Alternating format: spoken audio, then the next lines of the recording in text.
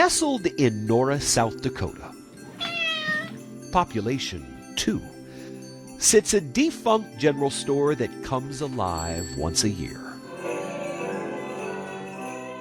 At Christmas. Second verse. Nearly 40 years ago, Mike Pedersen, one of the 2 people who lives here,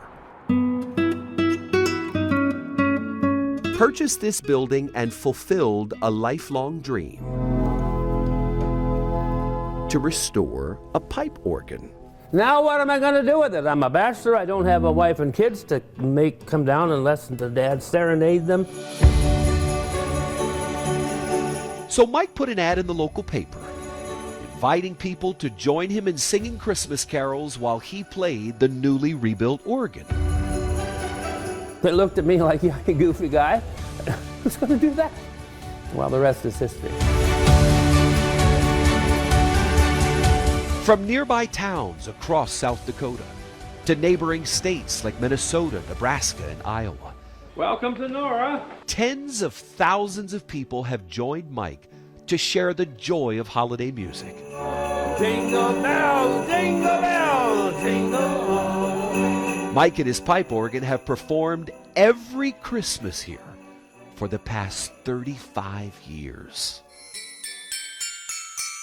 And thanks to Dylan Munson, whose parents first brought him and his brothers here to the Nora store back in 2015, we can take you back in time.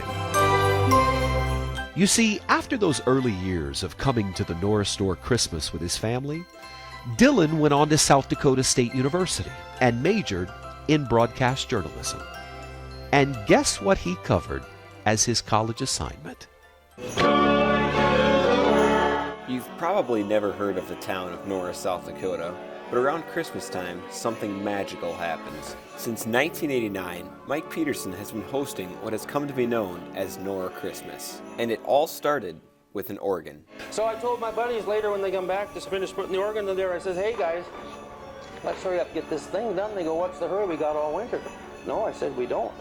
I said, "I want to put an ad in the paper and see if anybody would come to Nora and sing Christmas carols with me." Well, they looked at me like I was absolutely goofy.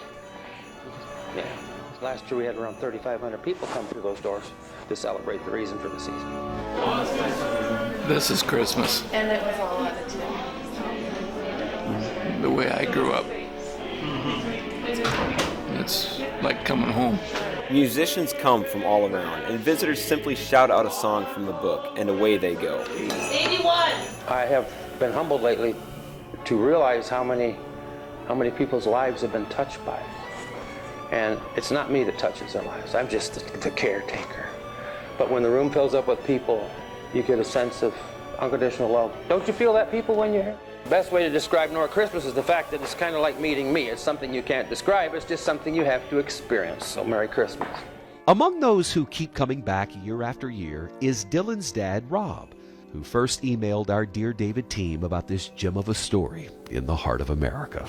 I've told people, I said, when you come here, it's like stepping into a Norman Rockwell picture. Just everything, the small little town, the country store, the potbelly stove, just everything that's here is just a time that we don't have anymore.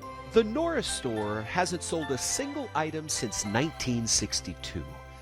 But Mike's on a mission to preserve this historic building with a few donations and his time. Because there's no Nora Christmas without Mike. Frosty the Snowman. It's why he postponed his much-needed hip replacement surgery until after Christmas. He wanted to again serve that hot apple cider to the carolers, who delivered the sweetest of surprises. No, not the treats. Their presence in this town of 2. And then I have what they call open keyboard. I let anybody come and play. And I get volunteers to come up. Some have been exceptional. Some you just, well, you kind of hope they give it up, you know.